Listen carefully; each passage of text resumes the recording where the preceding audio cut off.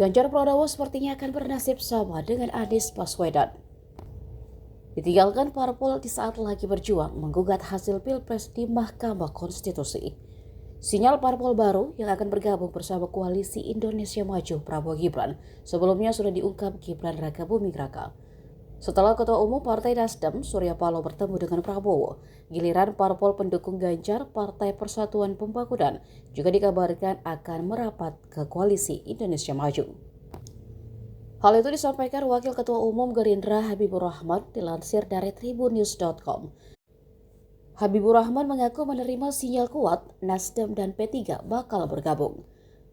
Ia mengatakan sinyal Nasdem dan P3 akan bergabung sangat baik, sebab selama ini sama-sama berkoalisi mendukung pemerintahan Presiden Joko Widodo. Sehingga menurutnya wajar jika Nasdem dan P3 akan bergabung lantaran Prabowo merupakan penerus Jokowi. Meski demikian, Habibur Rahman belum bisa memastikan dua partai itu akan bergabung atau tidak. Ia mengatakan keputusan resmi bergabung atau tidak adalah kewenangan Nasdem dan P3.